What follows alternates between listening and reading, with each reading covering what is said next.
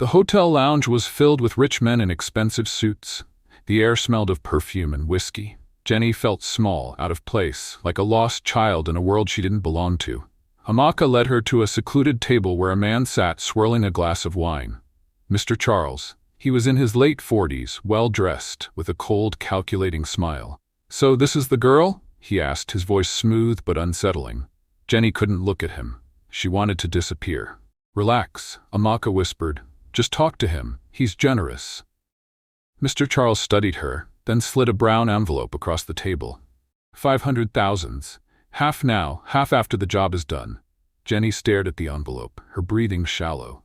This was more money than she had ever seen, more than her entire life savings combined. "Are you sure you're ready for this?" Mr. Charles asked, his eyes locked onto hers. She felt like she was suffocating. Every fiber of her being was screaming for her to run. But then she saw her mother's face in her mind. "Yes," she whispered. Jenny sat in the back of Mr. Charles's car, her hands gripping the envelope tightly. She could hear Amaka's voice in her head. "It's just one night. No one will ever know. You'll walk away rich." The ride to his mansion felt like an eternity. Her heart pounded harder with each passing streetlight.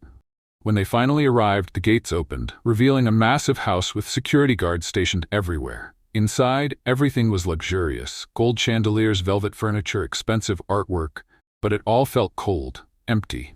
Mr. Charles led her to a private room and locked the door. And that's when she saw the dog, a large, well-groomed Rottweiler.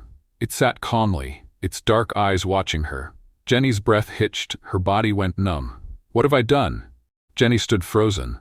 Her breath caught in her throat as she stared at the Rottweiler sitting obediently in the corner of the luxurious room. Its dark eyes seemed to pierce through her, watching her every move.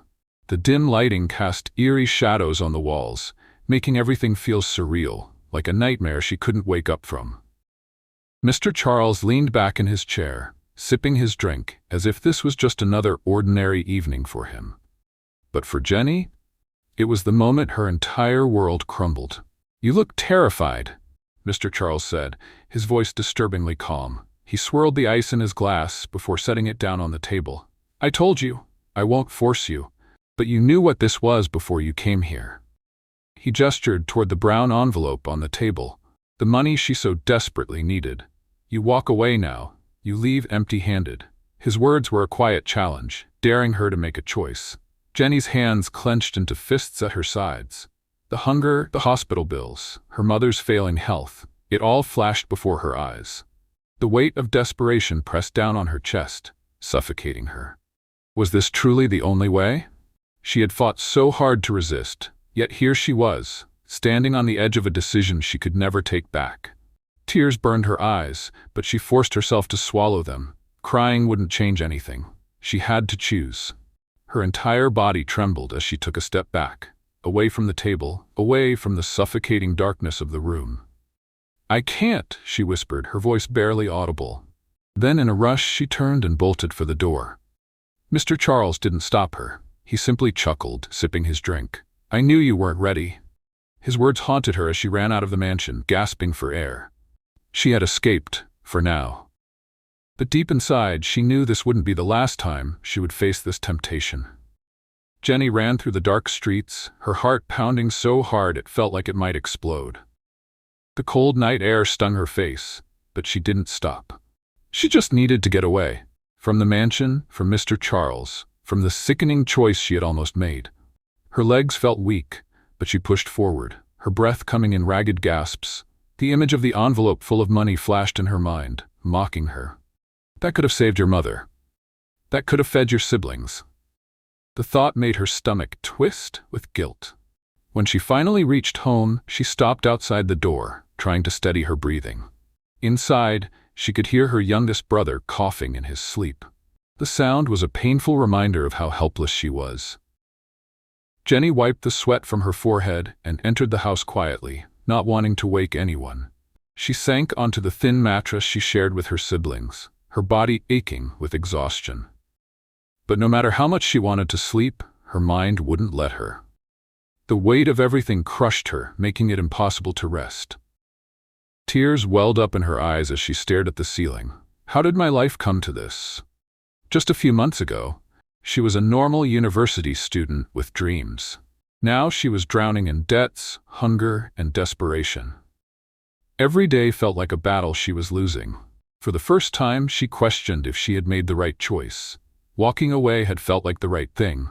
But what if it was just foolish pride? What if her mother didn't survive because she refused to do what was necessary? As dawn approached, Jenny sat up, rubbing her tired eyes. She needed a plan. She couldn't keep living like this. Maybe there was another way, something she hadn't thought of yet. But even as she tried to convince herself, she knew the truth. The temptation wasn't gone. It was still lurking in the back of her mind, waiting for the moment she was weak enough to give in. The morning sun crept through the thin curtains, casting a weak glow over the tiny room Jenny shared with her family. She hadn't slept, not even for a second. Her mind had been a battlefield, torn between guilt and desperation. She turned to look at her mother, who lay still on the mattress, her breathing shallow and weak. A sharp pang of fear gripped Jenny's chest. She knew time was running out. She stood up slowly, her body aching from exhaustion.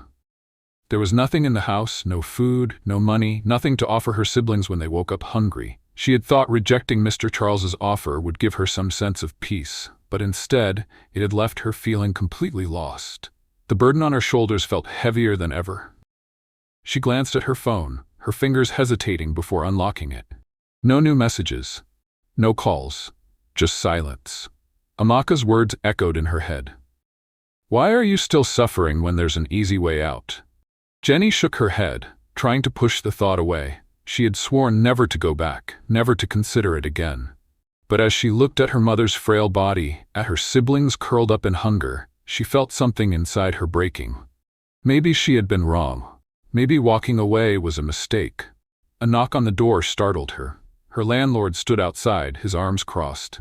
"Jenny, today's the last day," he said firmly. "If I don't see money by this evening, you're all out." Then he turned and walked away, leaving her standing there numb. She clenched her fists, her nails digging into her palms. What do I do? The walls were closing in on her, and for the first time, she truly felt like there was no escape.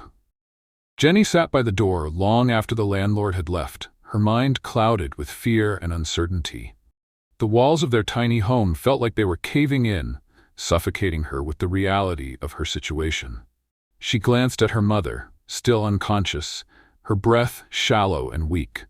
The hospital had made it clear, without immediate treatment, she wouldn't survive much longer. The thought sent a wave of panic through Jenny's chest.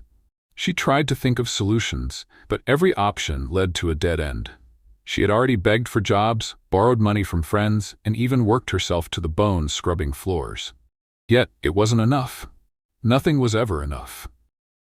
The idea of going back to Mr. Charles made her sick, but the thought of watching her mother die and her siblings starve was even worse. What kind of daughter lets her mother die when she has a choice? The cruel voice in her head whispered, making her stomach churn. Her phone vibrated, pulling her out of her thoughts. It was a message from Amaka. "Jenny, I know you're still struggling. I don't want to argue anymore, but just know the offer is still there. You don't have to suffer like this." Jenny's fingers trembled as she read the message. She could ignore it, just like she had before. But could she really afford to? She had already turned away once, and look where it had gotten her, on the verge of losing everything.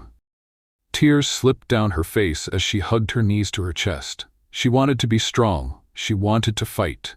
But how much longer could she last? Desperation was a slow poison, eating away at her resolve. And deep down she knew she was running out of time. Jenny sat in the dimly lit room, her back pressed against the cold wall as she stared at her phone screen. Amaka's message burned into her mind, the words flashing like a neon sign in the darkness. "You don't have to suffer like this." She wanted to ignore it, to pretend she didn't see it, but the truth was, it was the only lifeline she had left. Her mother let out a weak cough, her frail body barely shifting under the thin blanket. Jenny turned to look at her siblings, their small bodies curled up in hunger-induced exhaustion. They hadn't eaten all day, and she had nothing left to give them. Her chest tightened as she thought about the landlord's warning. By evening, they could be on the streets. Her hands shook as she picked up her phone. She hovered over the keyboard, her mind racing. One message, One call. That's all it would take to end this suffering. She tried to convince herself that she could do it and never look back. That it was just money, just survival. But deep inside, she knew that if she crossed that line, she could never undo it. Her thumb hovered over Amaka's number. Just as she was about to press it, she hesitated. A small voice inside her whispered, "There has to be another way." But was there? Jenny wiped the tears from her face and took a deep breath. She had until evening to decide. Either she found a miracle, or she gave in to the darkness. The day passed in a blur of fear and helplessness. Jenny barely moved from her spot, her mind trapped in an endless loop of worry. Every ticking second brought her closer to eviction, closer to losing her mother, and closer to the one choice she had sworn she would never make. The weight of it all crushed her, making it hard to breathe. Her phone vibrated again. Another message from Amaka. "Jenny, I hope you're thinking about this. Mr. Charles is willing to increase the offer one last time. But if you don't respond today, the deal is off." Jenny squeezed her eyes shut, as if blocking out the words would erase the temptation. The deal was off after today? Did that mean this was her last chance? Her stomach growled, a painful reminder that she hadn't eaten either. Her siblings would wake up soon, their little faces filled with hunger and confusion. What would she tell them? That she had no food? That they would be sleeping outside tonight? Her mother's frail form barely moved, her breathing lighter than before. The hospital wouldn't treat her without a deposit. The landlord would come knocking soon. With trembling hands, she unlocked her phone and typed a response. "Where do I meet him?" Her heart pounded as she stared at the message, her finger hovering over the send button.